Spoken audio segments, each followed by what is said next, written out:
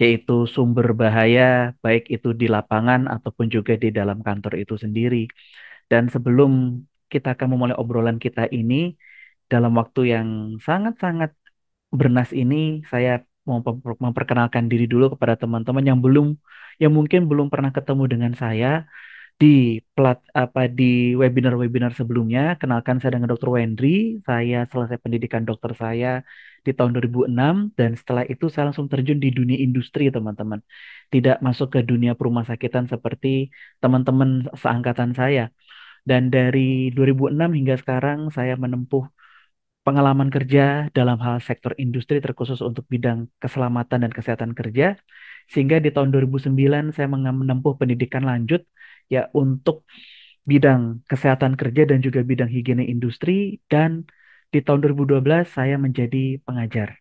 Ya, pengajar K3 yang disampaikan oleh Mas Arief, dan sekarang saya menjadi penasehat untuk topik kesehatan kerja dan higiene industri di beberapa perusahaan, di BUMD, di manufaktur, di NGO juga ya. Dan termasuk di dalamnya yang saat ini sedang digarap bersama saya adalah dari sisi pengukuran higiene industri terkait tentang kebisingan. Ya, kalau kita bicara kebisingan, maka kita bicara tentang konservasi pendengaran. Ya, di tempatnya teman-teman pasti banyak menghadapi situasi tersebut. Ya, dan mungkin juga bertanya-tanya bagaimana sih langkah praktis yang bisa dilakukan yang selama ini teman-teman dapatkan secara teorinya. Begitu. Mudah-mudahan obrolan kita di siang hari ini akan bisa memberikan banyak pencerahan buat teman-teman. Awal teman-teman perlu tahu dulu kenapa pengendalian atau konservasi pendengaran ini penting. Oleh karena organ telinga kita tuh organ yang sangat penting sekali. Kita bisa mendengar suara, kita bisa mendengar musik, kita bisa mendengar gombal-gombalan dari seseorang kita sayang, itu semua masuknya melalui telinga, ya. Ada telinga luar, ada telinga tengah, ada telinga dalam. Batasan dari telinga luar dan telinga tengah itu adalah dari liang telinga sampai gendang telinga. Ya, jadi gendang telinga keluar itu telinga luar, gendang telinga bersama tulang-tulang pendengaran yang warna coklat itu adalah telinga tengah, sedangkan yang bentuk kayak rumah siput itu telinga bagian dalam. Rumah siput ini berisikan ya saraf-saraf pendengaran yang nanti sangat berperan penting untuk menerima gelombang suara ya. Nah, yang menjadi apa namanya? Oke, sebentar. Saya izin dulu melihat dari saya punya materi sebentar ya.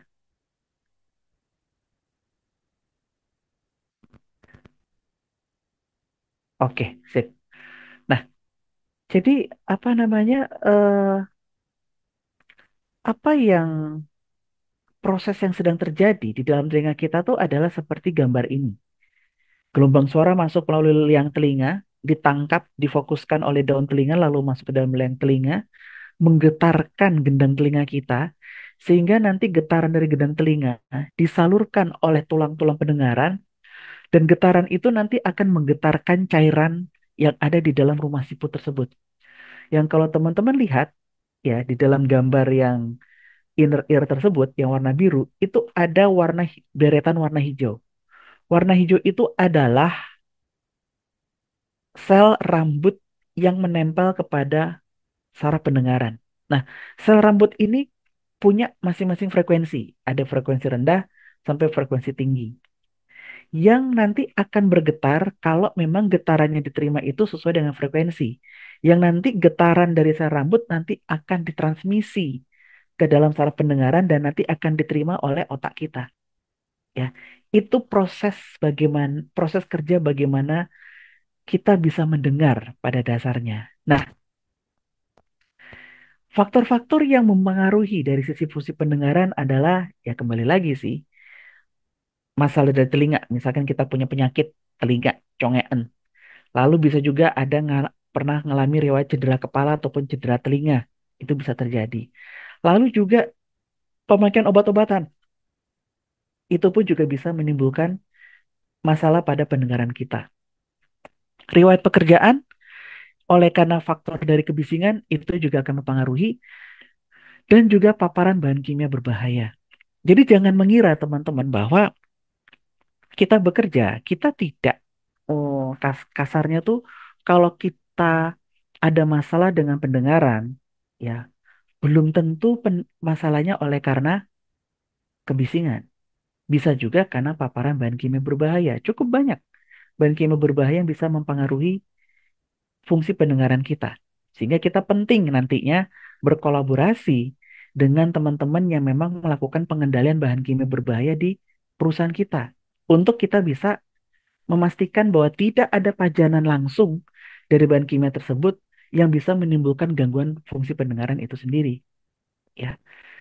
Nah, dari situ mengingat bahwa fungsi telinga kita adalah menerima suara, maka di tempat kita, kita pasti akan menerima kondisi di mana kita mendengar bunyi yang nggak kita inginkan. Ya, bunyi omelan, bunyi gonggongan, bunyi tangisan, teriakan, ataupun bunyi yang ditimbulkan dari mesin. Ya, bestelolet lah, ataupun juga ya pekerjaan gerinda, ataupun juga dari mesin genset. Ya, oleh karena dia harus memutar turbin, itu bunyi yang tidak kita inginkan, yang nggak mau kita dengar. Ya, itu secara subjektif. Yang dimana kalau pada kondisi frekuensi dan amplitudo tertentu, baik secara periodik atau tidak periodik, menimbulkan gangguan ya ke dalam pendengaran kita, itu adalah definisi secara objektifnya. Ada beberapa macam jenis kebisingan ya. Ada steady wave, ada steady wide, sorry. Steady wide seperti suara mesin, suara kipas angin, steady narrow seperti bunyi gergaji, bunyi katup gas ya. Intermittent seperti bunyi pesawat terbang ya. Impact noise dan juga eksplosif. Kalau eksplosif seperti mesin tempa di perusahaan. Nah, apa yang menjadi masalah dari kebisingan tersebut, teman-teman? Adalah dari sisi intensitas, tipe, dan sifatnya. Ya, ketika kita menerima suara kebisingan tersebut, ya baik dari sisi intensitas, dari sisi tipe, sifat dari kebisingannya, maupun jarak dari sumber bunyi tersebut, akan berdampak serius terhadap pendengaran kita. Ya, termasuk juga faktor dari yang lain dalam hal posisi telinga kita saat di area kerja ataupun lama bekerja, dalam hal paparan kumulatifnya dan juga kerentanan yang sudah dimiliki. Misalkan dia udah punya penyakit ya, atau ada konsumsi obat-obatan tertentu yang mempengaruhi atau nanti berefek samping kepada pendengaran, ataupun juga kondisi lainnya ya.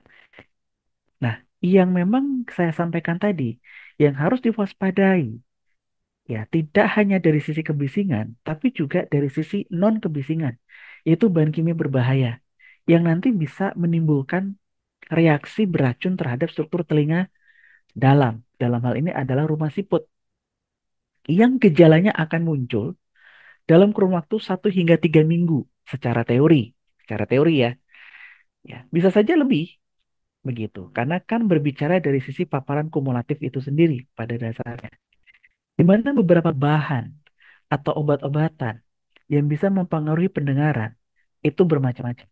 Ada logam berat seperti merkuri, lalu juga ada eh, bahan kimia berbahaya di industri, misalkan toluen, lalu juga karbon monoksida, potasium bromat, ya, dan masih banyak lagi, ya, termasuk juga bahan arsen, logam arsenik, itu pun juga bisa menimbulkan masalah.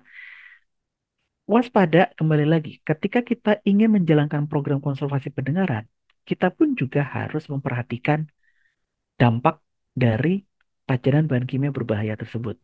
Tidak murni dari sisi kebisingan, tetapi memang program konservasi pendengaran itu dibuat untuk mencegah terjadinya kondisi yang kita kenal dengan nama tuli kebisingan, tuli akibat bising.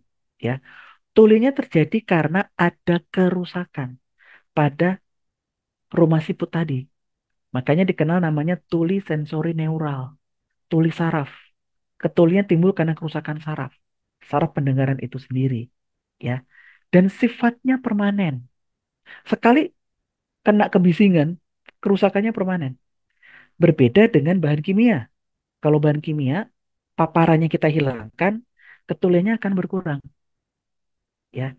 Nah, itu yang kita juga waspadai bersama. Di mana yang kita waspadai di sini, ya, kalau kita bicara kronologi penyakit dari tuli karena bising tersebut, ya, pertama ada proses adaptasi. Kita terlalu lama berada di area kebisingan, lama-lama telinga kita menyesuaikan. Rumah siput, ya, dalam hal ini sel-sel rambut di dalam rumah siput akan menyesuaikan dengan kebisingan yang terjadi. Tapi lama-lama akan terjadi kondisi yang kita sebut namanya peningkatan ambang dengar. Ya, thresholdnya berpindah. Awalnya sementara, tapi kalau paparan kumulatif dari kebisingannya tetap terjadi, maka ambang dengarnya yang meningkat tuh nanti jadi permanen. Ya, yang tadinya bisa mendengar suara frekuensi rendah, ya, sorry, terbalik. Awalnya kita bisa mendengar suara dengan frekuensi tinggi, lama-lama kita nggak bisa dengar suara frekuensi tinggi, ya, nggak bisa dengar sama sekali. Ya, akibatnya gejala yang akan bisa timbul adalah ya kita naikkan volume suara. Ini satu gambar, teman-teman, dari bagaimana kerusakan yang akan timbul kalau si sel rambut itu terkena paparan kebisingan yang berkelanjutan. Yang sebelah kiri, gambar atas itu adalah sel rambut yang berjajar seperti orang baris berbaris. Ya, mirip kayak sikat gigi yang baru kita beli. Tapi ketika itu terus terkena paparan kumulatif, lama-lama si sel rambut ini jadi tidak rapih. Kayak sikat gigi yang sudah jeprak gitu karena udah 1 tahun dipakai gitu istilahnya. Ya, ini akan terjadi dan kondisi sel rambut ini tidak bisa diperbaiki. Ya, jadi hati-hati teman-teman, jangan sampai ada di tempat kita itu yang mengalami ketulian yang permanen, tuli saraf karena pajanan dari kebisingan tersebut. Karena kembali sekali dia sudah terdampak, telinga kita apa pendengaran nggak akan bisa kembali lagi. Dan bukti objektif untuk mengatakan seseorang itu terkena tuli karena bising adalah dari pemeriksaan fungsi pendengaran, yaitu pemeriksaan audiometri yang nanti akan memberikan hasil catatan seperti tampilan di depan ini yang kita sebut namanya audiogram. Gram ya, gambar, tulisan. Kita bisa lihat ya pada frekuensi 4000 Hz ya, itu ambang dengarnya meningkat. Yang harusnya telinga kita tuh bisa menerima ya suara dari berbagai frekuensi itu maksimal 25 desibel. Maksimal kalau kita mengetes pendengaran kita. Tapi kalau ternyata batasan 25 itu terlampaui seperti di gambar ini di 4000 Hz, dia bisa dengarnya tuh di angka 45 atau 50 desibel. Itu sudah menandakan bahwa sudah ada kegangguan pendengaran. Terkhusus ya gangguan pendengaran dari pajanan kebisingan tersebut. Nah, oleh karena itu, maka penting sekali kita menjalankan program konservasi pendengaran yang terdiri dari 7 komponen. Pertama, survei bising. Pengukuran kebisingan penting sekali dilakukan. Mau nggak mau, suka tidak suka. Dan setelah kita mengukur kebisingan tersebut, maka harus dilakukan pengendalian teknis dan administratif. Rekayasa engineering dan juga rekayasa administratif. Ya, tidak hanya berhenti di situ, teman-teman. Itu untuk mengintervensi sumber kebisingan. Untuk mengintervensi pekerja yang terdampak, maka kita perlu melakukan komponen ketiga, melakukan evaluasi audiometri. Yang nanti kalau dari hasil audiometri tersebut ya memang ternyata ada temuan ambang dengarnya meningkat ya, maka penyediaan pelindung pendengaran pribadi harus dilakukan dan tidak boleh lupa melakukan edukasi. Dilatih karyawannya ya. Dilatih karyawannya untuk dia mengenakan pelindung pendengaran pribadi dengan benar. dan memilih ya alat pelindung diri pendengaran yang tepat ya, yang dimana kegiatan ini harus ada pencatatan dan pelaporan dan harus ada evaluasi. Ya, jadi ada 7 komponen yang harus dilakukan. Survei bising, rekayasa engineer dan administratif, evaluasi audiometri, penyediaan APD pendengaran, edukasi, ya, pendidikan dan pelatihan, dan juga pencatatan pelaporan dan evaluasi. Nah, tim yang harus dibuat untuk program ini bisa berjalan, mohon maaf, leadernya adalah industrial hygienist. Atau kalau atau yang disebutkan di dalam Kementerian Tenaga Kerja disebutnya namanya ahli K3 lingkungan kerja begitu ya. Ahli K3 lingkungan kerja itu adalah titel eh, lisensi surat izin kerja istilahnya ya. Tapi kalau kita bicara titel kompetensi disebutnya namanya industrial hygienist. Industrial hygienist akan ditolong oleh teman-teman yang di bawah ini. Ada dokter kesehatan kerja, ada perawat kesehatan kerja, ada juga dari manajemen, ya, manajer, superintendent, supervisor, ada teknisi juga, ya, terkhusus buat teman-teman ya teknik sipil ataupun juga teknik eh, audio, ya, yang nanti dia punya peranan dalam hal membantu melakukan rekayasa engineering.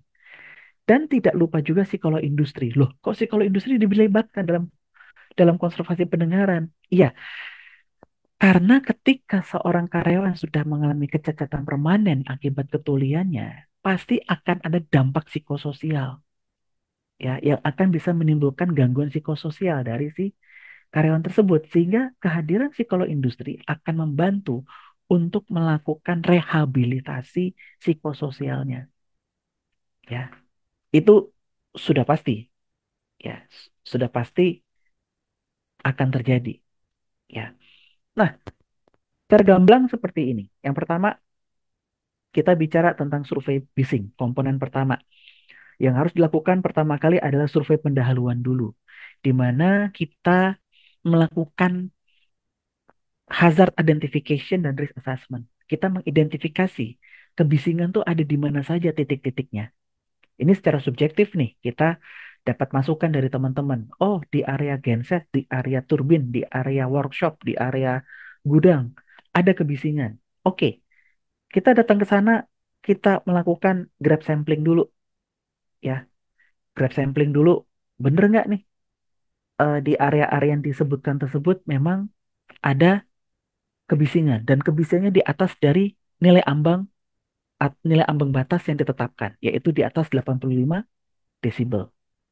Oke, ternyata ketemu dari survei pendahuluan. Barulah kita melakukan pengukuran area. Ya, pengukuran area kita menggunakan standar SNI. Ya, ada SNI untuk pengukuran kebisingan tersebut. Ya, nanti kita akan sama-sama lihat. Nah, kalau dari hasil SNI tersebut, sorry, dari hasil pengukuran area tersebut, ternyata ya betul nih hasil pengukurannya di atas nilai ambang batas. Maka seluruh karyawan yang memang bekerja di area tersebut ya perlu sekali untuk melakukan pengukuran pajanan harian. Itu penting dilakukan. Tujuan untuk apa? Untuk memastikan karyawan mana yang secara keseharian dia dalam satu shift kerja dia terpapar kebisingan di atas nilai ambang batas.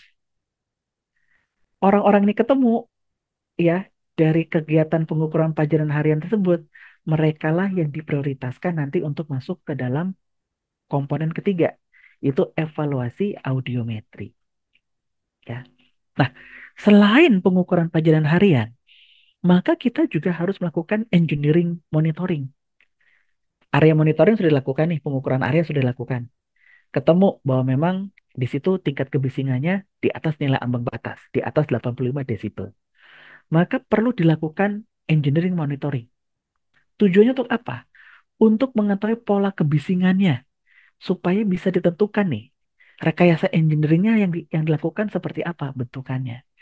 Nah, engineering control engineering monitoring yang nanti akan berdampak kepada eh sebentar saya lihat dulu ya teman-teman ya. Izin saya lompat dulu. Mm, mm, mm, mm. Oke, ya. Yang nanti akan masuk kepada penentuan pengendaliannya nanti. Baik itu kita nanti mengendalikan kepada sumber suaranya, atau mengendalikan kepada medianya, atau kepada si pekerja. Ya, tapi kalau kita bicara rekayasa engineer dan pengelola administratif, akan nanti mengendalikan dari sisi source dan juga path-nya. Gampangnya begitu. Ya, itu yang nanti akan dilakukan. Seperti ya memasang enclosure, lalu ada pemasang barrier, ya, lalu mungkin juga ada pemasangan isolasi, ya, dan lain sebagainya. Ya, itu yang nanti akan dilakukan dari sisi rekayasa engineering dan pengendalian administratifnya. Nah, dalam hal pengukuran yang tadi ya, pengukuran area, pengukuran pajanan harian, dan pengukuran teknis atau engineering, masing-masing punya alat ukurnya masing-masing. Kalau untuk area, kita pakai sound level meter. Untuk pajanan harian, kita gunakan noise dosimeter. Sedangkan untuk engineer monitoring, ya pengukuran teknis, kita menggunakan octave band analyzer. Ya, dengan spesifikasi dari masing-masing alatnya itu mengacu kepada referensi dari ANSI, ya teman-teman. Indonesia belum bikin nih, ya belum bikin sama sekali. Ya, kita masih mengacu kepada ANSI itu sendiri. Nah, hal yang harus kalau ini sih bidangnya industrial hygiene ya teman-teman. Tapi nggak apa-apa. Ini teman-teman bisa banyak eh, belajar juga. Apa yang harus dihindari saat melakukan survei kebisingan? Entah terkhusus pengukuran area. Ada 6 hal. Satu, arah dan kecepatan angin. Kalau kita mau mengukur kebisingan, pastikan kecepatan anginnya itu kurang dari 20 kilometer per jam.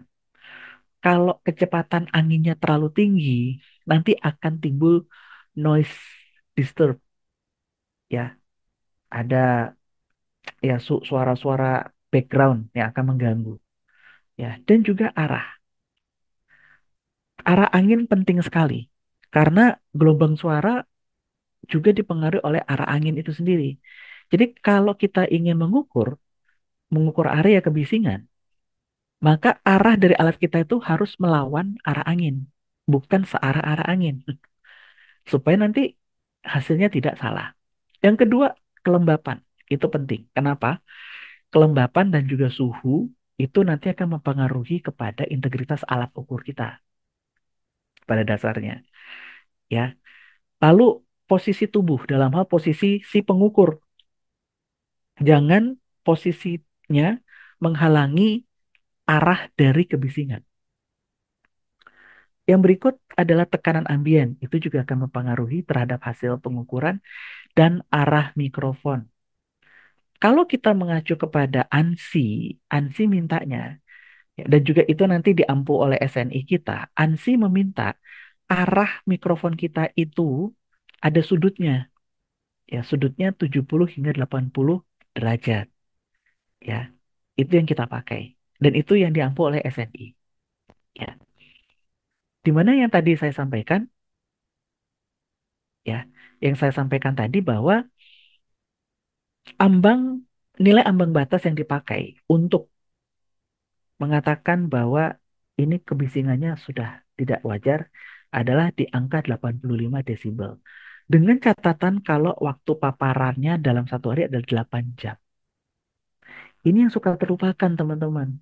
Ya, terkhusus saat itu saya pernah diminta tolong oleh teman-teman di Banda Aceh gitu ya untuk melakukan pengukuran higiene industri saat itu, dan saat presentasi hasil itu di challenge. Di challenge-nya dengan pertanyaan adalah, Anda kan mengukur kepada area patroli dari teman-teman operator gitu. Dimana kan kalau patroli kan nggak mungkin cuma diem kan, pasti jalan kaki ya. Dan ketika melakukan patroli itu maksimal cuma 15 menit saja. 15 menit nih saya katakan. Ya, dikatakan oleh yang menanyakan. Masa di sana dibilang kebisingan dan masa kita harus pakai yang namanya alat pelindung pendengaran. Begitu. Nah, yang terlupakan oleh si pemapar tersebut dan akhirnya saya mengoreksi adalah bahwa 85 desibel itu adalah nilai rujukan. bila karyawan itu terpaparnya itu 8 jam berturut-turut. Nah, kalau misalkan dia kerjanya cuma hanya 15 menit, ya seperti dalam tabel ini, yang juga ditanyakan oleh si penanya di pemaparan hasil pengukuran tersebut, emang boleh? Maksudnya kalau 15 menit, nggak, boleh nggak sih nggak pakai alat pelindung pendengaran? Boleh-boleh saja dengan catatan.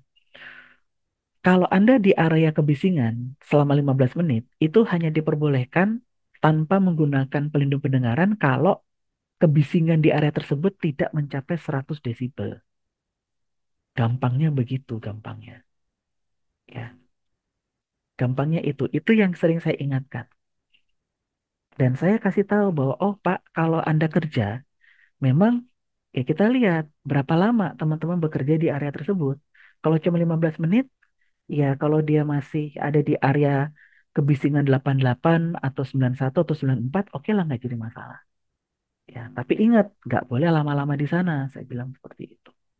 Ya, jadi ingat teman-teman bahwa 80 desibel itu untuk 8 jam. Jadi kalau kita ingin mengatakan kapan seorang karyawan itu harus menggunakan alat pelindung pendengaran, kita lihat dalam hal lama paparan yang dia terima. Ya, apakah dia murni 8 jam atau mungkin cuma hanya 30 menit atau mungkin cuma hanya eh, 7,5 menit begitu. Ya, nanti kita harus menyesuaikan. Ya, termasuk juga dalam misalkan kita menggunakan earphone yang tadi disampaikan oleh Pak Arief gitu ya, bahwa disesuaikan dong, jangan sampai dalam hal menggunakan earphone yaitu pakai volumenya melebihi dari batasan pendengaran kita ya. Itu juga harus hati-hati. Oke, ini sudah saya jelaskan kepada teman-teman. Nah, yang tadi nih, ketika kita sudah melakukan pengukuran pajanan harian tadi dan ternyata memang ketemu ya, ketemu ada teman-teman yang terbukti hasil pengukuran pajanannya itu di atas nilai ambang, itu di atas 85 desibel, maka dilakukan evaluasi audiometri. Evaluasi audiometri ini harus dilakukan 2 kali, yaitu yang pertama yang namanya baseline audiogram, dan yang kedua adalah annual audiogram. Apa bedanya? Ya, baseline audiogram adalah referensi data dasar dulu untuk kita pakai sebagai data perbandingan. Siapakah karyawan yang harus mengikuti baseline audiogram ini? Ada 3 kelompok. Kelompok pertama, karyawan yang memang terpajan bising pertama kali dalam kurun waktu 6 bulan. Itu kelompok pertama. Kelompok kedua, karyawan baru. Kalau yang pertama kan karyawan lama tuh, karyawan lama yang selama ini dia nggak pernah ke apa kena kebisingan, dalam waktu 6 bulan terakhir dia kerja di area yang bising, ya. Itu karyawan lama. Kalau kelompok kedua, karyawan baru yang sudah terpapar kebisingan dalam kurun waktu 1 bulan sejak bergabung. Itu wajib. Pasti masukkan dalam pengukuran baseline audiogram. Dan yang ketiga adalah karyawan yang tidak terpajan bising atau puasa bising nih. Ya, puasa bising selama 14 jam sebelum pelaksanaan evaluasi. Gampangnya seperti itu, gampangnya. Nah, yang data inilah yang nanti akan menjadi data perbandingan untuk nanti kita bandingkan kepada pengukuran yang namanya annual audiogram yang nanti dilakukan pengukurannya tiap 1 tahun, ya. Yang dimana pengukuran ini ditujukan kepada para karyawan yang memang terpajan bising secara rata di atas 85 desibel. Nanti kita ukur. Nanti kita akan bandingin nih, ya. Ada nggak temuan yang namanya eh bentar. Ya, saya mau tunjukkan pada teman-teman, ya, hasil yang kita kenal namanya STS, Standard Threshold Shift, ya. Jadi untuk mengatakan seseorang itu mengalami tuli akibat bising, kita tidak bisa hanya melihat kepada hasil MCU yang sekarang, tahun ini gitu. Oh, dia turun nih gitu. Enggak, kita harus melihat, kita harus membandingkan hasil yang sekarang dengan hasil baseline. Ada nggak temuan STS. Definisi dari STS adalah, menurut OSA, adalah perubahan ambang dengar sebesar 10 desibel atau lebih pada baseline pada frekuensi 2000, 3000 dan 4000. Ya. Jadi bukan ujuk-ujuk kita lihat, oh, lihat hasil audiogramnya, oh dia tuli saraf nih, gitu. Langsung kita bilang, oh dia tuli akibat bising. Enggak, enggak begitu caranya. MCU kita terima, lalu kita lihat, kita kita filter nih karyawan yang memang hasil audiogramnya jelek, yang ada curiga tuli saraf begitu ya. Itu di atas dari hasil pengukuran audiometrinya itu ambang dengarnya itu lebih dari 25 desibel. Ya, orang-orang ini kita bandingkan sama data dasar kita, baseline kita yang kemarin kita sudah lakukan setahun, 2 tahun, 3 tahun, 4 tahun yang lalu. Pokoknya itu baseline. Ya, dibandingin ada nggak STS? Kalau benar dia ada STS, ya di frekuensi 2000, 3000, 4000 lebih dari 10 desibel perubahan ambang dengarnya, maka kita bisa katakan orang ini sudah terkena, memang terbukti terkena tuli akibat bising. Di mana dalam penentuan STS-nya, kalau ini udah masuk ke ranah dokter ya teman-teman ya, pengecualian kita berikan kepada penuaan. Makanya nanti ada tabel koreksi nanti. Tabel koreksi dari hasil audiogram mengikuti usia nanti. Nah, itu yang akan dilakukan oleh teman-teman dokter. Pada dasarnya itu nanti. Nah, balik lagi ya kepada audiometri tadi ya. Maka apa saja yang harus disiapkan di sini dalam untuk evolusi audiometri? Pertama, alat audiometernya. Jelas ya. Dalam hal audiometernya harus dikalibrasi sesuai dengan standar yang berlaku dari ANSI S3.6 terbitan tahun 69 ya. Dan itu kita harus ada bukti dari si pengukur bahwa audiometernya dikalibrasi ya. Yang kedua adalah ruang kedap suaranya. Nah, ini yang suka suka terlewatkan atau seringkali tidak pernah dilakukan. Terkhusus kalau medical check up-nya itu massal, dilakukan on-site. Jadi kita pelaksanaan medical check up-nya itu di kantor perusahaan. Kalau kita ingin melakukan medical check up on-site, kita melakukan evaluasi audiometri di kantor, maka si pemilik perusahaan harus menyediakan ruangan yang kedap ya. Kalau di sini secara teori disebutkan yang ruang ruang yang digunakan untuk pemeriksaan audiometri harus tidak memiliki tingkat tekanan latar suara melebihi yang dipersyaratkan. Ya, melebihi yang dipersyaratkan kalau kita pakai pengukuran alat sound level meter dengan speknya dari ANSI S1.4 terbitan tahun 83. Artinya tidak boleh ada kebocoran suara. Intinya seperti itu. Untuk masing-masing frekuensi. Ya. Jadi ketika boot kedap suaranya itu kita taruh di ruangan, terus kita tutup, jebret, ya, diukur ya dengan sound level meter untuk masing-masing frekuensi 500, 1000, 2000, 4000, 8000. Berapa tingkat tekanan suara yang bocor masuk ke dalam ruang kedap suara? Kalau melebihi dari tabel di depan ini, ruangan itu nggak boleh dipakai. Ini untuk menjawab ya pertanyaan sejuta umat bertanya kenapa nih kok hasil audiometernya pada jelek semua. Terus yang dipersalahkan adalah vendor. Nggak bisa. Ya, teman-teman di perusahaan juga bikin salah. Kenapa? Anda tidak menyediakan ruangan pemeriksaan audiometri yang kondusif, yang tidak ada kebocoran suara. Begitu.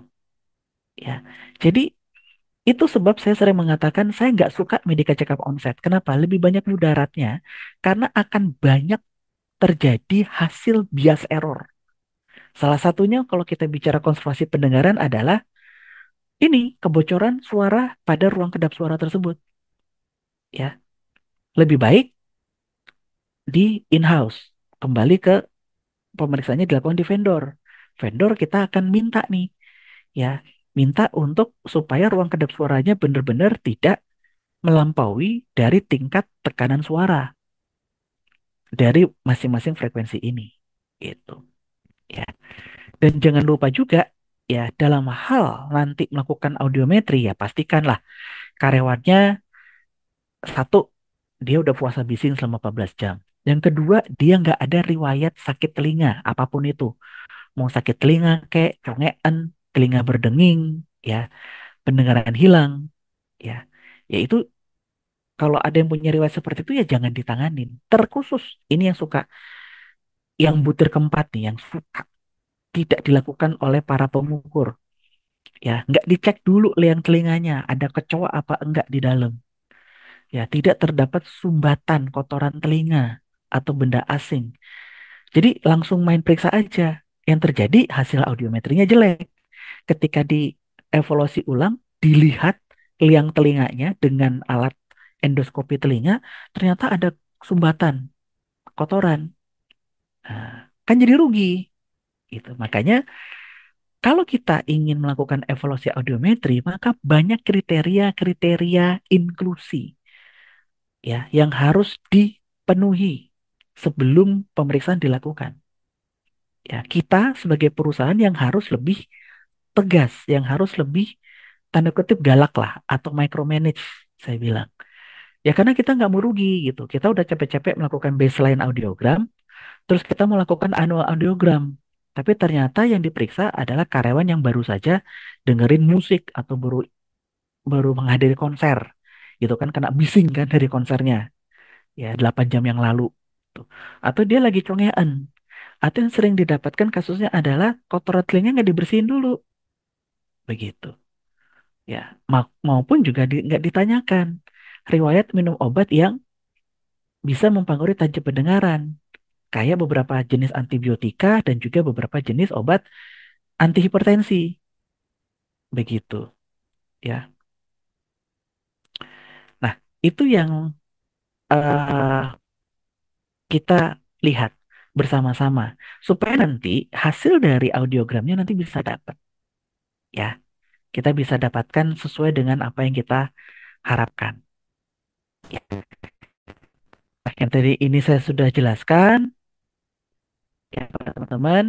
Nah, ini kalau STS-nya ditemukan, ya, yang harus dilakukan di sini adalah diajukan periksa ulang lagi, periksa ulang lagi, ya. Dan kalau hasil ulangannya tetap sama, ya itu kita nyatakan sebagai hasil terkininya. Dan kalau memang betul dia STS, ya sudah karyawan yang sudah yang sudah terbukti terkena mengalami kondisi STS atau standar threshold shift, dia harus ikut program pelatihan terhadap konservasi pendengaran tersebut. Ya, jadi harus dilatih nih. Termasuk dalam hal kita akan kasih tahu bagaimana cara menggunakan alat pelindung pendengaran yang baik. Begitu, ya. Nah, di mana alat pelindung diri yang kita kenalkan ada beberapa ya. Ada yang earplugs, ada earmuff, ada juga yang kombinasi. Ya, di mana pemilihan alatnya itu ada kekurangan dan kelebihan. Artinya tidak ada satupun yang superior. Disesuaikan dengan kebutuhannya masing-masing. Namun yang paling penting dalam hal kita menyediakan alat pelindung pendengaran di sini adalah kalau cara mudah, ini cara mudah nih teman-teman. Ya, cara mudah bukan cara teoritis. Kalau cara mudah, secara aplikasi, kalau Anda bekerja di area kerja dengan kebisingan kurang dari 100, maka kita bisa pakai earplug atau earmuff. Sedangkan kalau kita bekerja di area kebisingan lebih dari 100, maka kita pakai double. Earplugnya iya, earmuffnya iya. Begitu. Ya, itu cara mudah. Tapi kalau kita bicara cara teori, maka kita harus melihat kepada NRR dari masing-masing APD tersebut. Ya, NRR (Noise Reduction Rating) adalah ukuran kemampuan alat pelindung pendengaran, di mana kita nanti akan menghitung dulu sesuai dengan hasil survei bising tadi, maka kita perlu tentukan APD NRR berapa yang kita pakai. Baik kalau untuk single protection atau double protection. Ya, ada beberapa rumus NRR yang kita pakai ya. Di mana rumus sederhana, salah satu rumus sederhana yang saya ajukan, yang saya tawarkan kepada teman-teman adalah yang ini, rumus NRR-nya. Jadi, misalkan kita mau kerja di area kerja dengan kebisingan 100 desibel. Kita mau pakai single protection, ya. Jadi, dihitung saja, ya, yaitu 100 100 kurangi 85, yaitu berapa tuh? 15 ya. 15 dikali 2, 30 tambah 7. Berarti kalau kita mau menyediakan alat pelindung pendengaran buat teman-teman yang nanti kerja di area kebisingan 100 desibel, single protection, maka kita harus sediakan alat pelindung pendengarannya yang NRR 37. Gampangnya begitu, gampang penghitungannya. Ini pun juga sama untuk yang double protection, ya. Nah, yang perlu kita lihat di sini teman-teman adalah kita bisa lihatnya di mana sih, ya? Ya bisa dilihat pada label, label dari orang yang jualan gitu. Baik yang sifatnya fix, ya, seperti yang digambar kiri, ataupun yang sifatnya yang fleksibel, dibilangnya mock up, ya. Ini dia ngasih tahu sebenarnya bahwa eh kalau NRR-nya 18 itu akan bisa muncul buat mereka yang tidak dilatih, ya. Dan malah nanti NA dan NRR 32 akan bisa didapatkan kalau si karyawannya sudah dilatih cara menggunakannya. Makanya dibilangnya fleksibel, ya, mock up dibilangnya.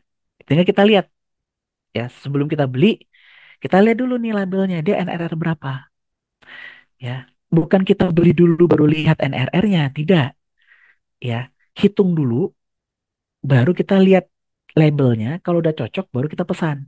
Gampangnya begitu.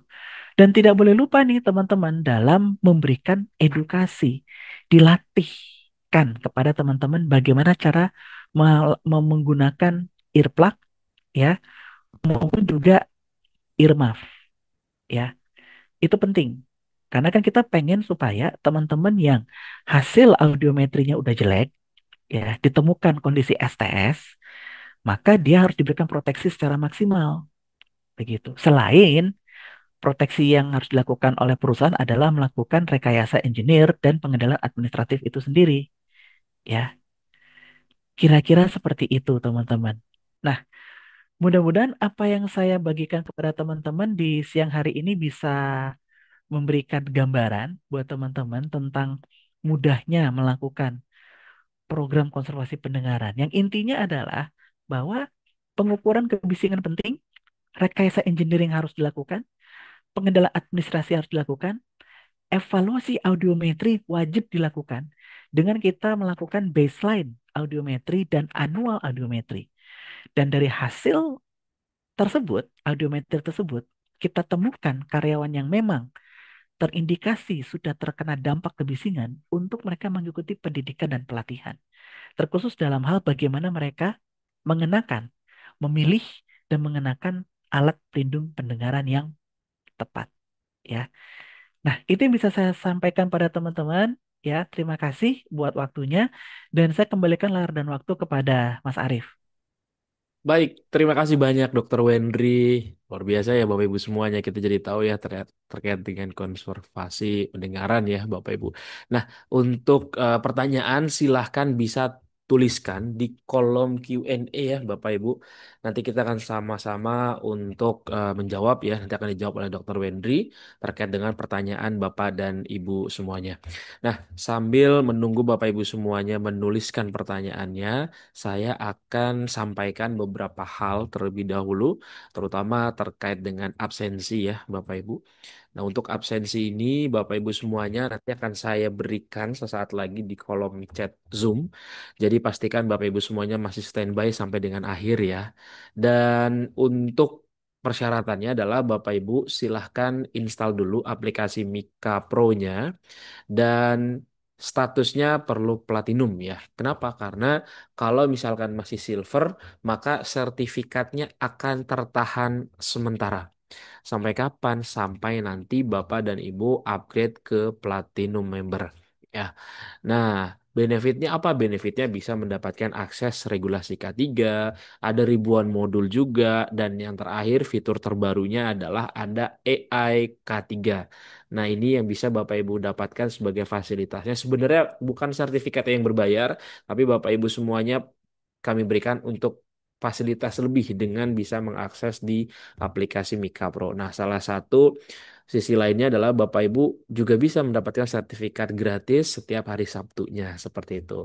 Tentunya webinar juga Bapak Ibu ikuti secara gratis ya, bisa mendapatkan materinya juga secara gratis. aik3.mediatama.co.id kalau Bapak Ibu ingin akses di desktop ya, baik di PC maupun di laptop. Kalau misalkan Bapak Ibu sudah punya akun aplikasi Mika Pro, tinggal login saja menggunakan akun aplikasi Mika Pro ya. Jadi tidak perlu daftar-daftar lagi. Nanti silakan klik mulai konsultasi K3, lalu login menggunakan email dan kata sandi yang Bapak Ibu punya di aplikasi Mika Pro.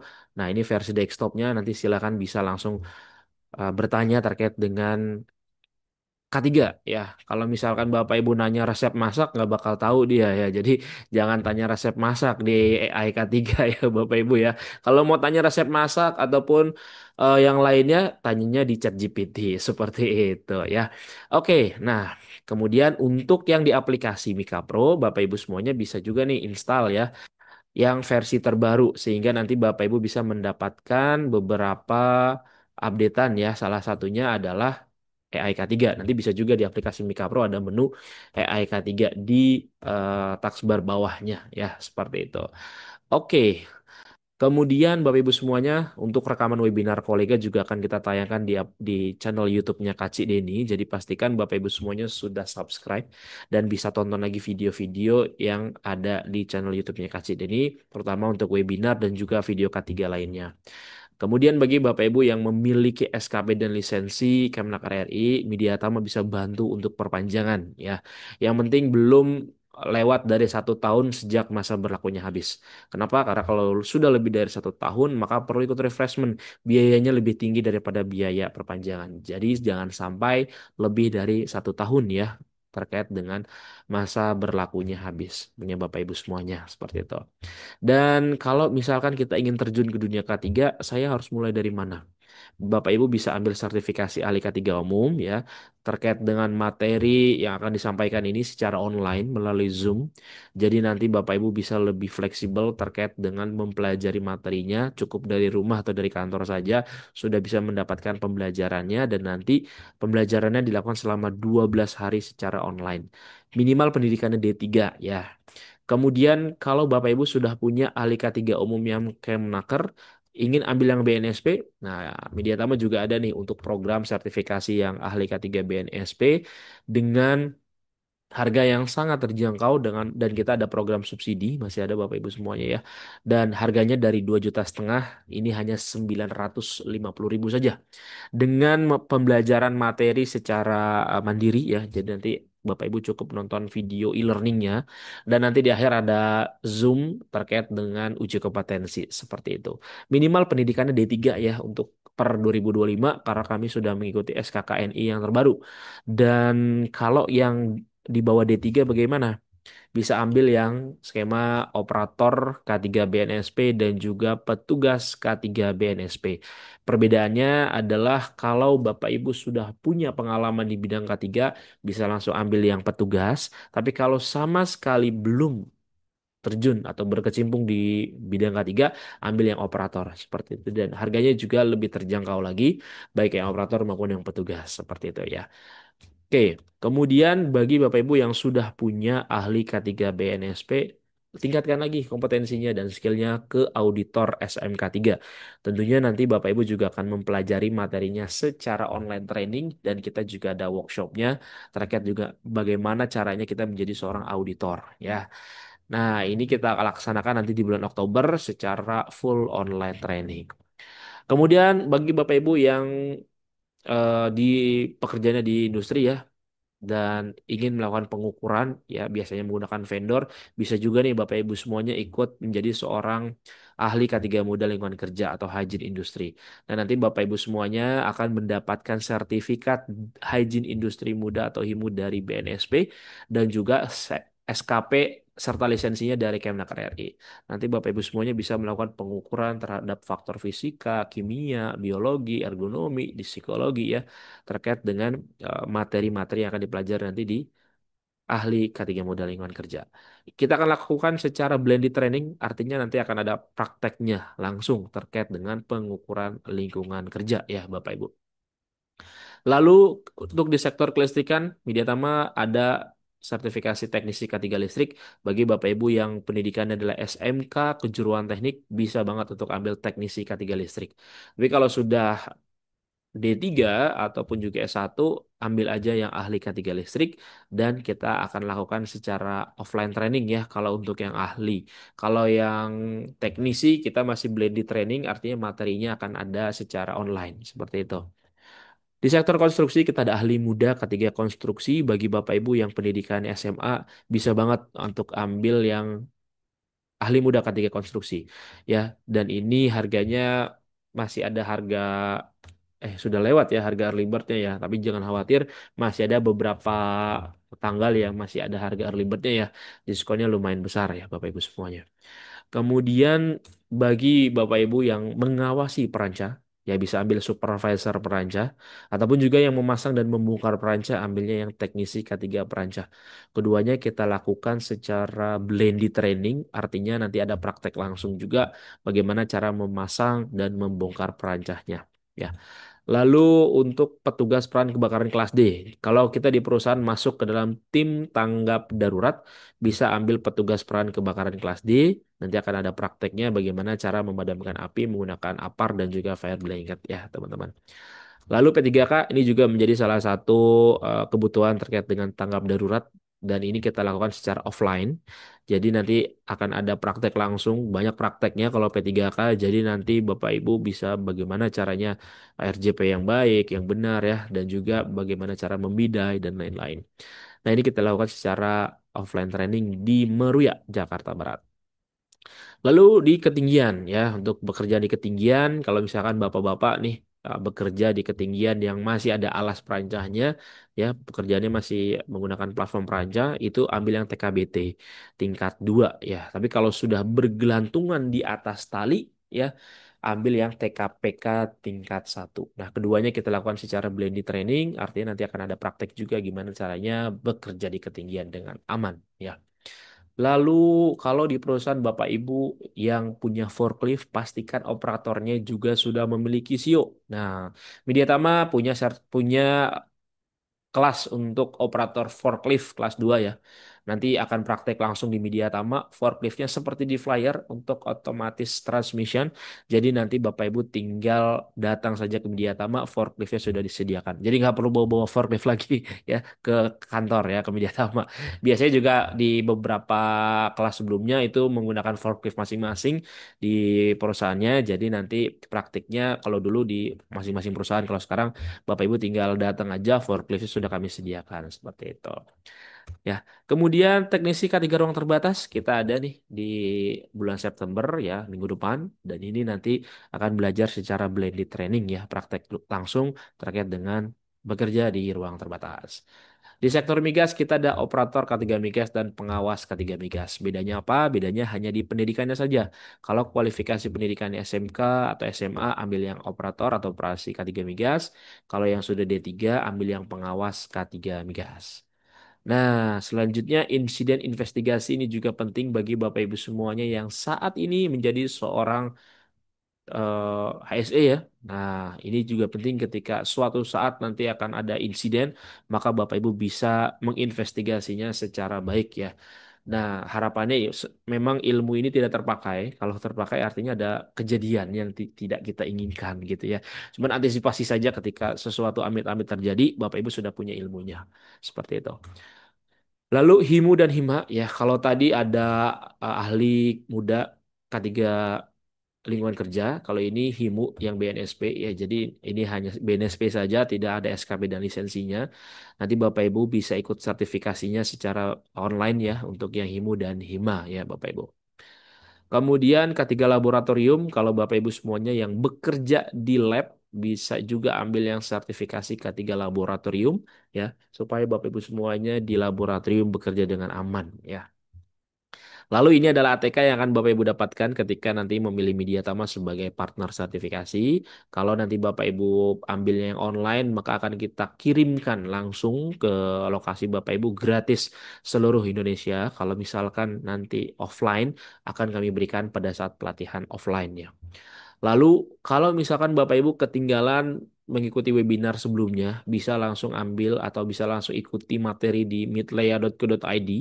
Di sini juga bisa Bapak Ibu pelajari materi K3 ya, tidak hanya terkait materi K3 secara eh, satu bidang aja, tapi ada banyak sekali bidang K3 yang ada di Midlea ya. Jadi nanti bisa langsung daftar dulu akunnya, tidak bisa langsung login ya menggunakan akun aplikasi Mika Pro. Jadi harus daftar lagi akunnya ya. Ini berbeda soalnya akunnya. Jadi daftar lagi, kemudian tinggal pilih aja, bisa dapat sertifikatnya, bisa dapat modul, bisa dapat videonya juga yang bisa ditonton secara fleksibel. Lalu kalau Bapak Ibu semuanya yang sedang mencari pekerjaan atau mau switch karir dari non K3 ke K3, nah bisa ambil kesempatan di websitenya mediatama.co.id. Ada loker banyak banget di sini Bapak Ibu ya. Tinggal masukkan saja CV-nya. Ya, nanti Bapak Ibu bisa berkesempatan untuk bisa dipanggil di beberapa perusahaan yang Bapak Ibu lamar. Dan em, disclaimer-nya adalah Mediatama tidak terafiliasi dengan perusahaan-perusahaan yang ada di sini. Mediatama hanya mengambil beberapa referensi loker yang ada di luaran sana, lalu kami jadikan satu di website Mediatama. Jadi nanti Bapak Ibu lebih mudah untuk mencari loker-loker K3 gitu ya. Nah, kemudian kalau belum punya CV, buat aja CV-nya di Amika Pro ya. Nanti di sini akan ada menu buat CV online, tinggal diisi biodatanya, jadi deh ya. Sesimpel itu aja. Kemudian kalau Bapak Ibu ada yang ingin mengetahui informasi lebih lanjut terkait dengan sertifikasi, baik itu Kemnagar maupun BNSP bisa screenshot nomor salesnya Mediatama ya, ada Pak Beni, Mbak Risma, Mbak Soka, dan juga Mbak Amanda. Dan juga pastikan Bapak Ibu semuanya follow akun TikToknya Kaji Deni ya, dan juga Mediatama tentunya untuk bisa mendapatkan info update terbaru ataupun promo-promo menarik lainnya.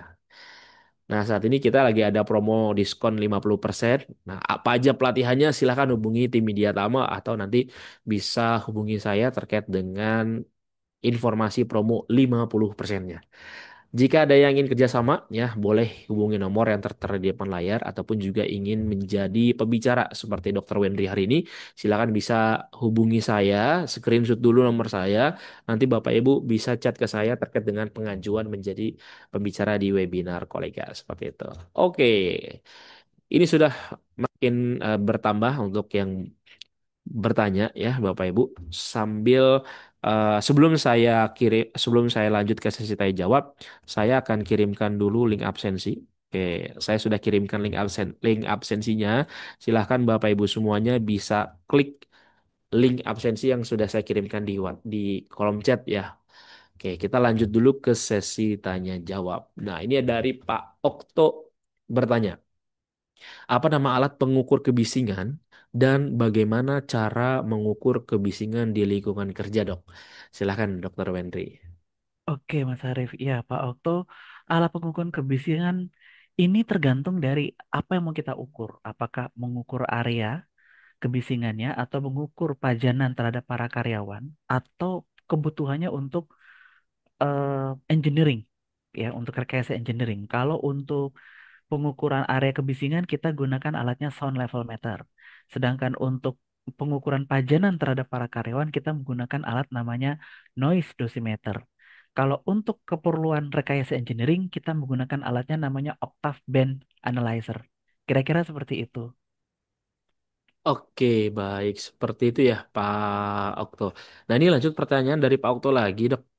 Kemana atau di mana kita bisa mengecek alat itu? Ya, sudah sesuai standar.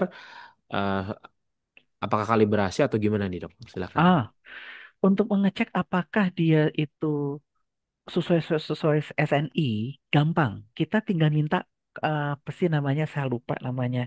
Conformity letter.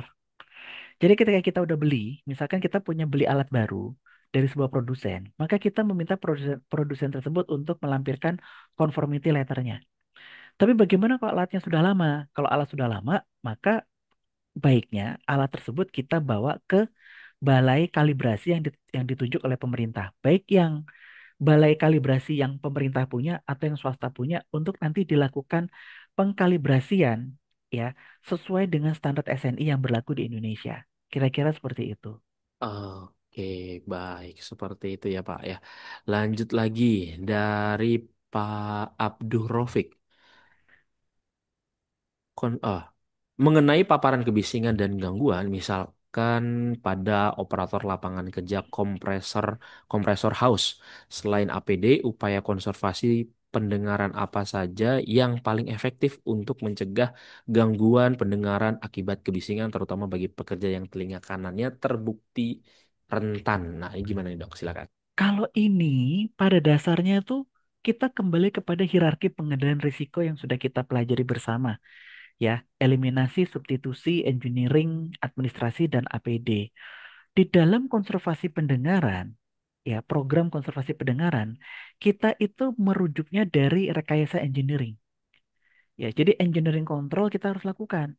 Kita harus mengisolasi sumber kebisingan tersebut supaya dia tidak memapari, dia tidak mengekspos telinga para karyawan tersebut.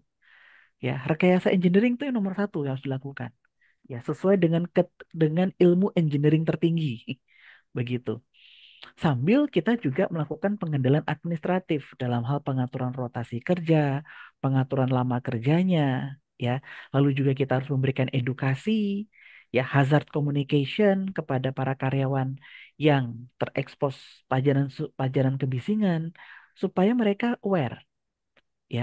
Barulah kita juga menyediakan alat pelindung pendengaran sesuai dengan kebutuhan, sesuai dengan hasil survei kebisingan yang kita lakukan di langkah pertama tadi. Kira-kira seperti itu. Oke, baik. Seperti itu ya Pak Abdul Rafiq. Nah, Bapak Ibu yang mau bertanya langsung boleh silahkan klik raise hand. Nanti kita akan berikan kesempatan untuk bertanya langsung ya dengan Dr. Wenry. Ini kesempatan banget buat Bapak Ibu semuanya bisa bertanya langsung nih dengan Dr. Wenry. Sambil menunggu yang raise hand, saya akan bacakan lagi di kolom Q&A. Bagaimana impact atau reaksi termal dan kelembaban pada earmuff mempengaruhi kenyamanan pengguna ketika digunakan dalam jangka panjang nih dok? Ini Silakan. tergantung kepada respon individu sebenarnya. Earmuff itu kan memang dia punya bahan-bahan tertentu yang dipakai sebagai isolator suara pada earmuff, begitu. Dan bahan-bahan tersebut memang memiliki kriteria fisiknya masing-masing. Ketika kita bekerja menggunakan earmuff tersebut pada suhu dan kelembapan yang tinggi, ya, maka akan ada interaksi antara bahan dari earmuff terhadap si kondisi tubuh dari si pekerja, terkhusus adalah kulitnya. Bisa saja ada reaksi iritasi atau reaksi alergi yang akan bisa terjadi. Ya, itu yang umumnya dijumpai sih pada pada mereka yang mengenakan earmuff pada suhu dan kelembapan yang tinggi. Ya, terjadi satu kondisi iritasi nanti biasanya akan terjadi di lokasi kulit yang tertempel dengan si bahan earmuff tersebut. Ya, kira-kira seperti itu. Oke, baik. Seperti itu ya Pak Sam Jais untuk jawabannya. Nah ini sudah ada Pak Timothy. Sudah raise hand. Silahkan Pak Timothy. Bisa di-unmute dulu Pak Timothy. Ya, selamat siang Pak Arif. Selamat siang dok. Saya Timothy Selamat dok. siang. Selamat ketemu lagi dok. Saya mau nanya Ya, dok, untuk alat odometri mm-mm. itu kalau untuk dikalibrasinya kurang lebih berapa lama ya dok ya? Terus apakah semua alat-alat odometri itu kalau dikalibrasi wajib menempelkan stiker? Karena saya banyak lihat di rumah sakit tuh kadang-kadang nggak ada stikernya atau apakah alat itu sudah dikalibrasi atau belum? Saya juga nggak tahu apakah alat itu bagus atau tidak. Saya juga nggak tahu dok. Mohon pencerahannya dok. Terima kasih dok. Selamat siang. Oke, siang Pak. Kalau kita berkaca kepada aturan dari Kementerian Kesehatan itu sendiri, Kementerian Kesehatan sangat meminta setiap alat medis yang sudah dikalibrasi itu harus ada label oke Hmm. kalibrasinya. Pada dasarnya itu. Jadi tidak ada alasan bagi si rumah sakit ataupun laboratorium ataupun klinik yang menyediakan layanan medical check up kepada karyawan gitu ya, yaitu sebagai perusahaan jasa ketiganya, untuk tidak mencantumkan label oke kalibrasi kepada masing-masing alat. Itu bukti objektif yang sudah ditetapkan dari Kementerian Kesehatan itu sendiri. Kenapa? Kementerian Kesehatan berkacanya kepada patient safety, berkacanya seperti itu. Dan memang alat-alat kesehatan itu adalah domain dari Kementerian Kesehatan, bukan dari Kementerian Tenaga Kerja, begitu. Tetapi kalau kita mau menggabungkannya antara acuan dari Kementerian Tenaga Kerja dan Kementerian Kesehatan, maka secara praktisnya seluruh alat medis yang dipakai untuk melayani ya harus dikalibrasi. Kalibrasinya berapa berapa kali? Dalam 1 tahun satu kali minimal dikalibrasinya.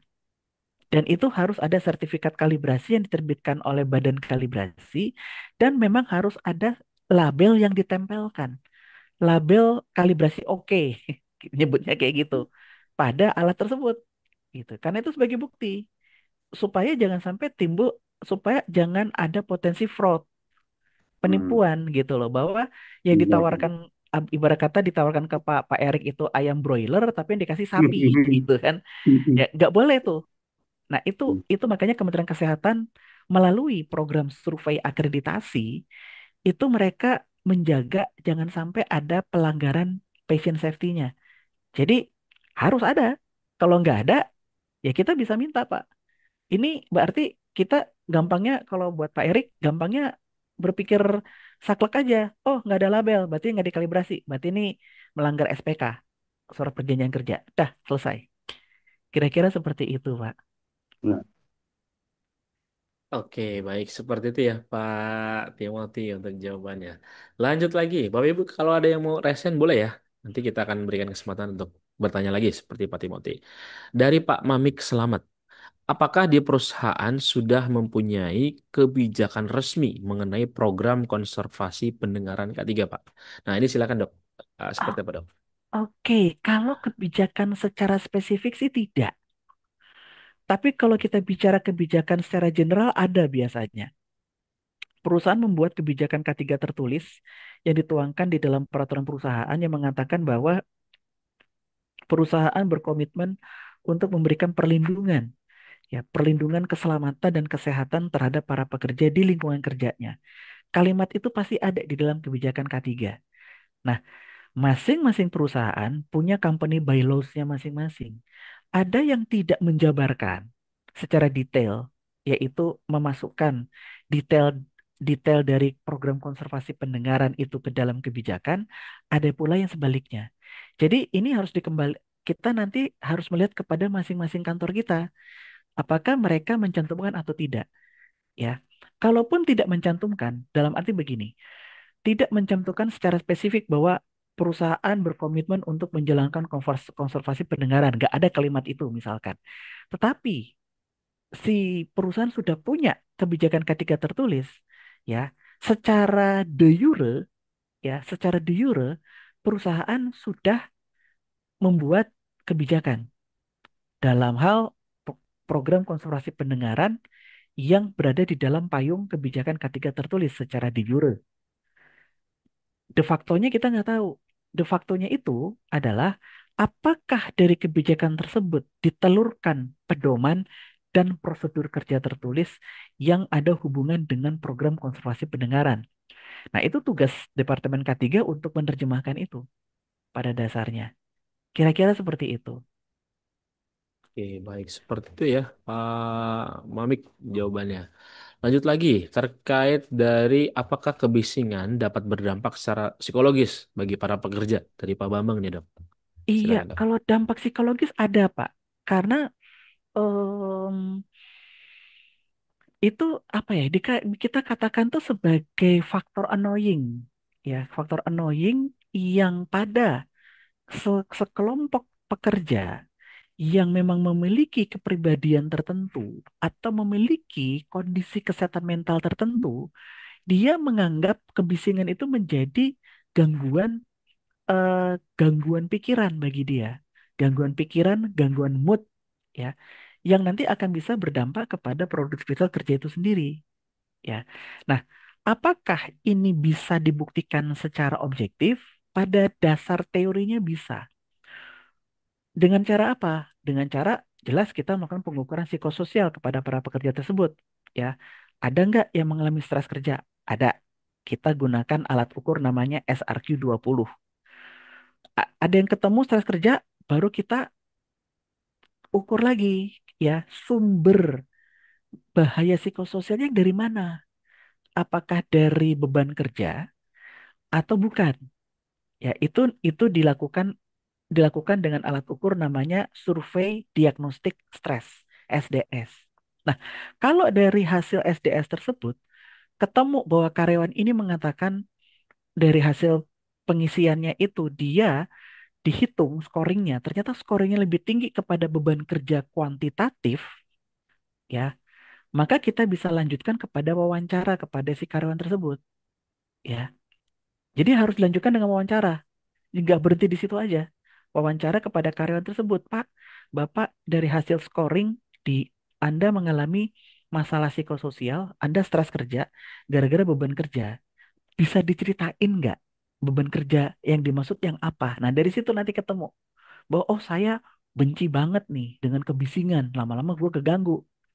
Begitu. Jadi cara cara pembuktian secara objektifnya seperti itu. Bukan kebalik, bukan dari kebisingan baru kepada pekerja, enggak. Karena ini bicara psikososial, maka kita pendekatan dari pekerjanya dulu. Baru nanti bisa ketemu nih. Yang nanti kita bisa lihat ya. Yang sering ditemukan adalah bahwa sebenarnya nggak masuk kepada kategori kebisingan yang di atas nilai ambang batas, yaitu di atas 85 desibel. Tapi dia ambang ambang kebisingannya tuh suaranya tuh cuma 60 desibel atau 50 desibel ya.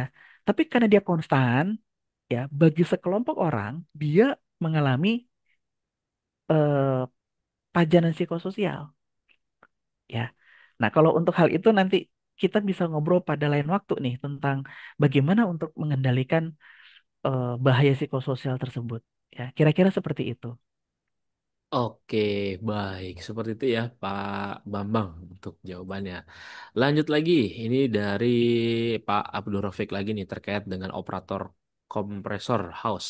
Mengingat usia dan masa kerja tidak menunjukkan hubungan yang signifikan dengan nilai ambang dengar, apakah ini menunjukkan bahwa paparan kebisingan akut atau kronis lebih berperan daripada durasi kumulatif paparan atau usia seseorang, dok? Silakan, dok. Oke, mengingat usia masa kerja tidak menunjukkan hubungan signifikan dengan nilai ambang dengar. Eh, sebenarnya ada hubungan begitu ya. Sebenarnya ada hubungan karena eh, kalau kita bicara usia, kita bicara penuaan ya, penuaan yang akan bisa menurunkan fungsi dari pendengaran tersebut ya. Kalau kita bicara dari sisi ketuliannya. Kalau kita bicara dari sisi masa kerja, itu pun juga ada hubungan. Karena semakin lama dia bekerja, terkhusus dia bekerja di area kebisingan, maka risiko dia untuk mengalami ketulian pun juga besar pada dasarnya. Ya. Dan kalau mau disebut istilah paparan akut atau paparan kronis, ini tidak, ya mungkin bahasanya Pak Rofik mungkin berhubungan dengan continual noise dan intermittent noise, begitu. Continual noise jadi suaranya berkelanjutan bunyi gitu. Sedangkan yang intermittent sesaat begitu. Kayak kita pukul paku pakai palu itu intermittent kan, nggak continue.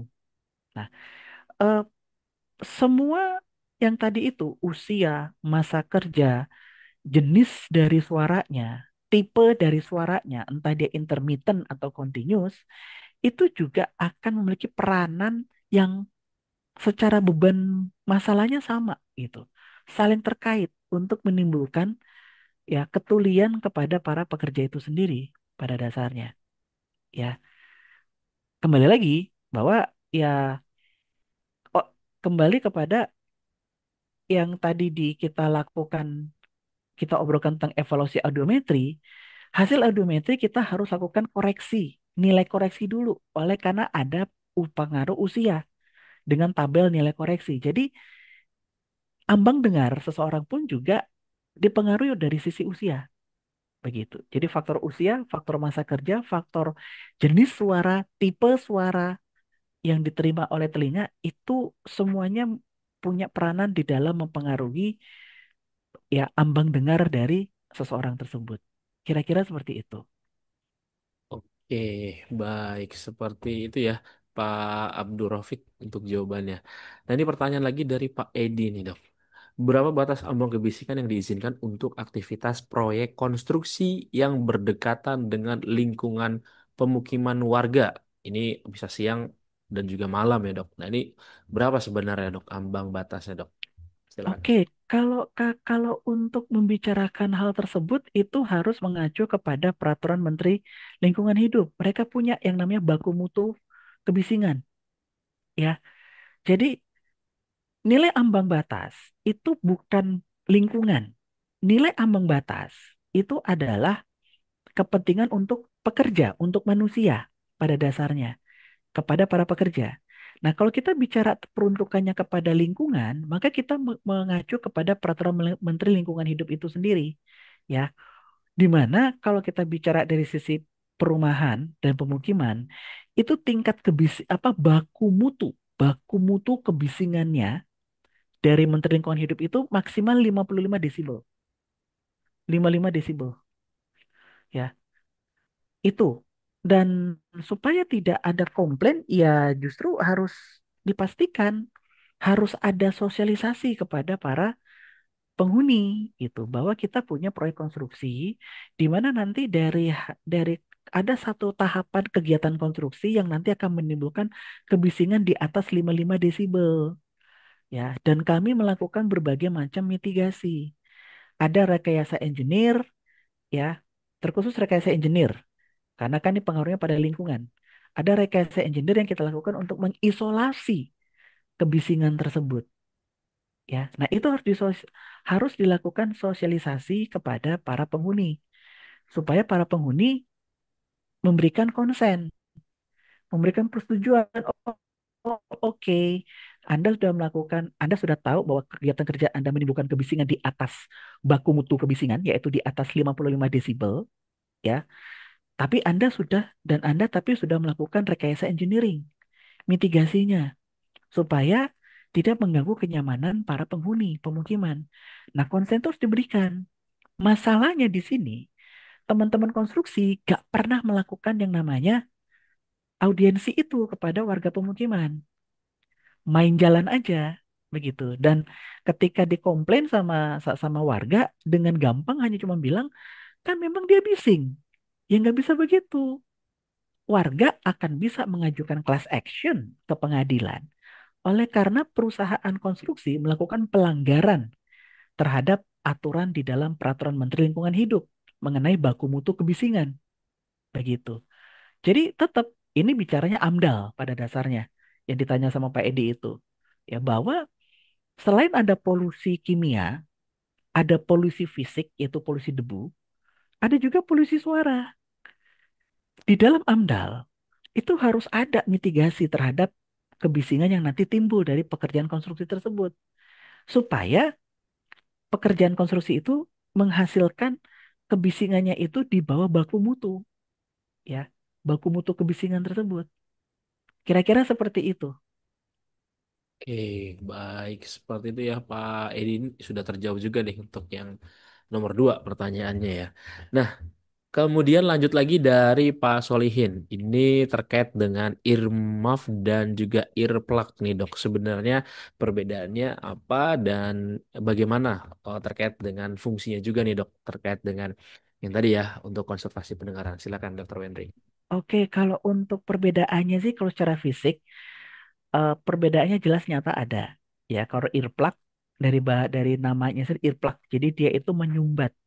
Bentukannya tuh seperti kayak tutup botol botol whisky atau botol anggur mewah begitu, ya.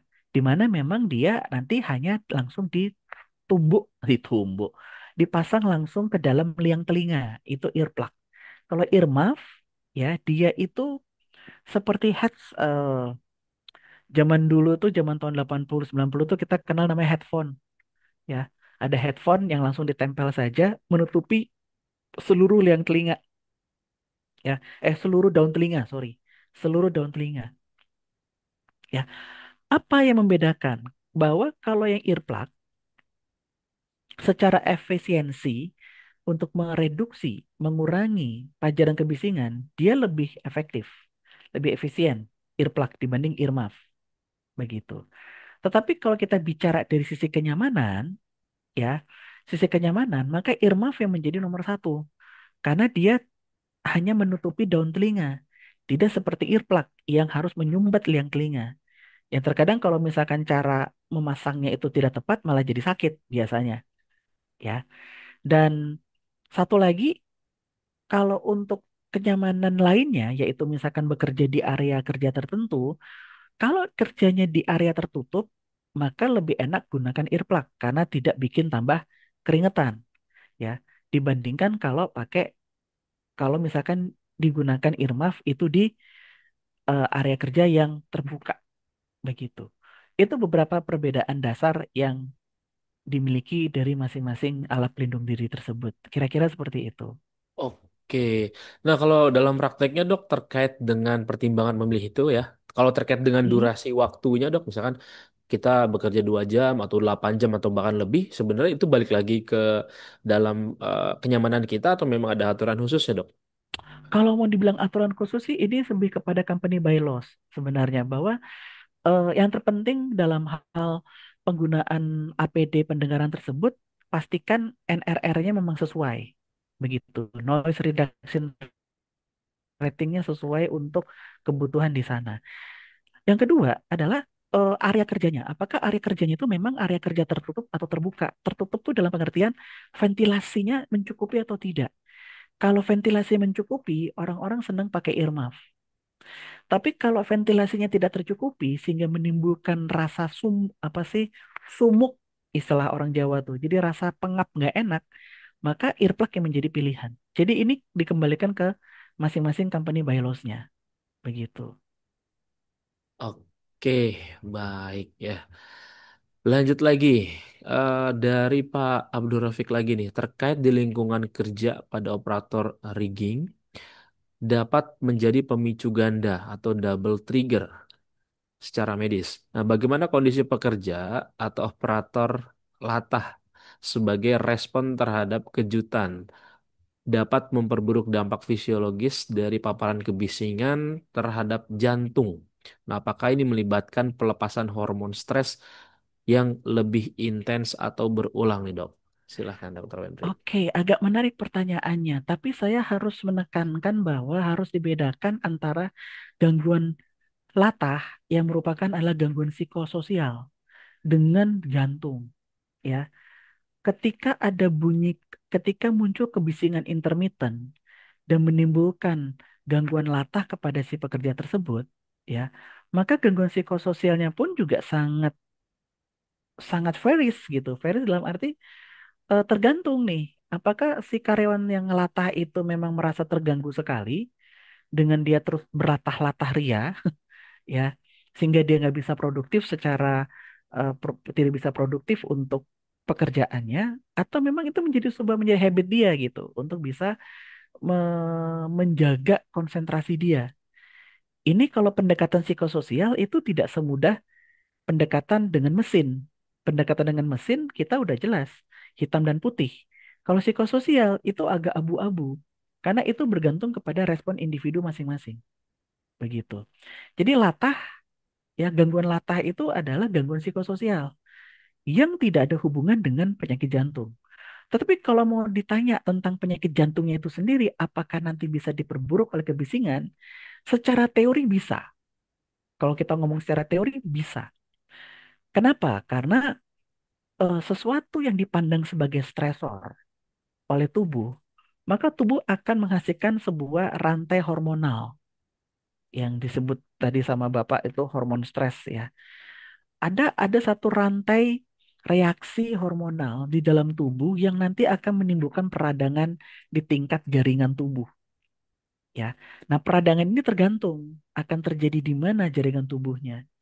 Dan kita tidak bisa memastikan, tidak bisa memberikan garansi bahwa ketika ada stresor kebisingan diterima oleh pendengaran si manusia tersebut, dan tubuh manusia tersebut mengalami rantai reaksi hormonal peradangan, terus pasti terjadi di jantung. Nggak bisa begitu.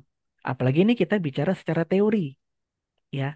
Secara teori bisa saja begitu. Tetapi kalau kita mau buktikan secara objektif, sampai detik ini belum ada literatur ilmiah ataupun uji klinis ataupun laporan penelitian yang secara sahih mengatakan bahwa ada ya, hubungan erat antara kebisingan dan penyakit jantung. Itu nggak ada, ya. Yang ada tuh hanya mengatakan bahwa faktor kebisingan sebagai stresor eksternal dapat menjadi kontribusi, penyumbang, ya. Penyumbang itu bukan root cause-nya. Penyumbang itu bukan akar sebab. Dia hanya menambah aja, ya. Jadi yang terbukti dari literatur ilmiah ataupun dari penelitian bahwa kebisingan menimbulkan ketulian, ya. Itu. Itu sebab makanya kenapa kebisingan ini diperlakukan sedemikian rupa di dunia ketiga ini sebagai bahaya terhadap kecacatan pendengaran. Begitu. Sehingga muncullah program konservasi pendengaran ini. Ya, kira-kira seperti itu. Oke, baik. Seperti itu ya Pak Abdul Rafiq. Nah, ini luar biasa nih pertanyaannya ya Pak Abdul Rafiq. Sebenarnya kalau misalkan bicara soal tadi apa eh, latah tadi ya dok ya. Sebenarnya kan itu Hmm, secara refleks yang berlebihan ya dok ya. Nah, mm-mm. kalau perusahaan ini gimana cara taunya kita men-screening ya kondisi dari psikologis karyawan atau calon karyawan terkait dengan refleksi yang berlebihan atau latah ini pas si pekerja sebelum ditempatkan ke areanya terkait dan tadi ya kebisikan tinggi atau tiba-tiba ada apa namanya suara yang memang tiba-tiba itu gimana dok cara screeningnya bagi perusahaan dok? Screeningnya ya agak sulit sih karena kan gangguan latah ini sifatnya itu harus ada faktor pencetus, harus ada trigger sebenarnya. Mhm. Kalau mau dimasukkan ke dalam medical check up atau screening kesehatan, maka itu hanya bisa kita jaring itu dari kuesioner, ya, dan juga wawancara pada dasarnya, ya. Kuesioner, baik itu kuesioner lewat wawancara kesehatan dengan dokter ataupun kuesioner yang nanti dituangkan di dalam psikotes, begitu, ya. Itu salah satunya yang bisa dilakukan untuk men-screening apakah orang ini memang punya gangguan latah atau tidak. Gampangnya seperti itu. Nah, tidak ada satu pemeriksaan yang spesifik yang bisa dengan cepat loh mengatakan oh dia ada gangguan latah, begitu. Ya, karena gangguan latah ini adalah gangguan psikososial. Dan gangguan psikososial ini pada dasarnya hanya bisa dilihat melalui rangkaian pemeriksaan. Rangkaian pemeriksaan diagnostik dengan menggunakan alat bantu yang biasa digunakan oleh teman-teman di spesialisasi kedokteran jiwa ataupun juga dari sisi psikolog klinis, begitu. Kira-kira seperti itu, Mas. Oke, baik ya. Nah, Bapak Ibu ada lagi yang mau ditanyakan terkait dengan materi kita hari ini ke Dr. Wendri, Bapak Ibu, menarik sekali ya pertanyaannya hari ini. Luar biasa. Ada lagi Bapak Ibu, raise hand juga boleh. Oke, baik. Kalau tidak ada dan tidak ada ya. Oke, kalau tidak ada, terima kasih banyak Bapak Ibu semuanya, Dr. Wendri khususnya terkait dengan materi yang sudah disampaikan hari ini. Dan mudah-mudahan apa yang disampaikan Dr. Wendri bermanfaat buat kita semuanya. Tentunya bisa kita aplikasikan juga di pekerjaan dan juga di kehidupan kita tentunya. Dan menjadi keberkahan juga buat Dr. Wendri sudah memberikan materi hari ini pada kami semuanya. Baik, sebelum kita akhiri, Bapak Ibu semuanya, mari sama-sama kita dengarkan dulu closing statement dari Dr. Wendri. Kepada Dr. Wendri, dipersilakan. Baik, sebagai penutup kita di obrolan kita di siang hari ini ya teman-teman bahwa di tempat kita itu tidak sedikit sumber bahaya yang bisa menimbulkan gangguan pendengaran. Tapi yang akan sering kita hadapi di lapangan dan memang nyata kita hadapi di lapangan adalah kebisingan. Ya, kebisingan di area kerja kita yang bisa menimbulkan gangguan, pada khususnya adalah gangguan pendengaran itu sendiri. Dan kita tahu ketika kebisingan ini menciderai ya alat pendengaran kita, maka kecacatannya sifatnya menjadi permanen. Itu sebab jangan sampai teman-teman kita mengalami kecacatan permanen akibat kebisingan, di mana kita perlu sekali untuk menjalankan program konservasi pendengaran yang secara prinsip adalah kita harus melakukan rekayasa engineer terhadap sumber kebisingan yang di area kerja kita dengan kita melakukan survei kebisingan sebagai langkah awal. Dan untuk memberikan perlindungan kepada para karyawan, penting sekali untuk mengevaluasi ya fungsi pendengaran para karyawan dengan pemeriksaan audiometri. Dengan kegiatan ini, maka diharapkan kebisingan bisa dikendalikan, tidak ada kecacatan permanen terhadap para karyawan, sehingga para karyawan bisa bekerja secara baik, ya, dan bisa memberikan kontribusi aktif terhadap perusahaan untuk profit dari perusahaan dan juga untuk diri pribadi masing-masing. Demikian penutup dari saya dan terima kasih. Baik, terima kasih banyak Dokter Wendri dan juga Bapak Ibu semuanya. Dan kita akan nanti apa namanya ikuti lagi ya materi bersama Dokter Wendri untuk jadwal-jadwal berikutnya. Tetap Bapak Ibu semuanya harus ikut webinarnya bersama Dokter Wendri tentunya dan juga beberapa materi lainnya.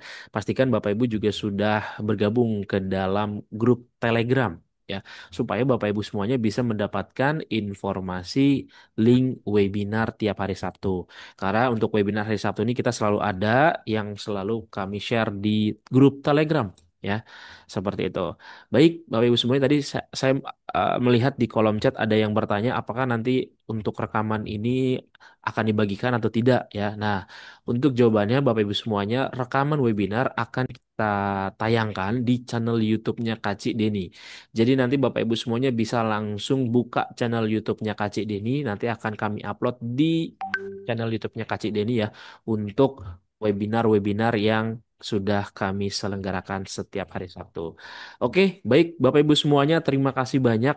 Harapannya adalah Bapak Ibu semuanya bisa mempraktekkan ataupun juga bisa mengimplementasikan apa yang sudah Dr. Wendy sampaikan untuk materi hari ini. Dan juga Bapak Ibu jangan lupa untuk mengisi absensi yang sudah saya berikan di kolom chat Zoom. Pastikan Bapak Ibu semuanya juga sudah mengisi absensi sampai dengan ada tulisan yang berhasil. Kalau belum, bisa isi lagi. Kalau ragu juga boleh isi lagi ya sampai ada tulisannya berhasil. Nanti akan Bapak Ibu terima sertifikatnya setelah ini maksimal jam 4 sore di aplikasi Mika Pro di menu akun kemudian kelas saya ya atau pelatihan saya ya di sana seperti itu. Kalaupun Bapak Ibu nanti ada pertanyaan seputar aplikasi Mika Pro ataupun juga yang lainnya, monggo silakan bisa chat ke saya. Ini nomor saya di kolom chat sudah saya kirimkan dan saya kirim lagi nih untuk absensinya. Ya, silakan bisa diisi ya Bapak Ibu. Akhir kata saya mengucapkan terima kasih banyak Bapak Ibu semuanya. Jangan lupa isi absensi, gabung ke dalam grup Telegram, hadir lagi di minggu depan ya, Sabtu depan. Masih di jam 13 sampai jam 15.00 waktu Indonesia bagian Barat. Terima kasih banyak Dokter Wendri. Semoga kita bisa bertemu lagi di lain kesempatan dan lain waktu supaya nanti kita akan dengarkan lagi materi-materi menarik dari Dokter Wendri. Terima kasih Bapak Ibu semuanya. Saya mengucapkan terima kasih. Selamat sore dan sampai berjumpa lagi di Sabtu depan. Terima kasih Dokter Wendri. Selamat Yuk. sore, Dok.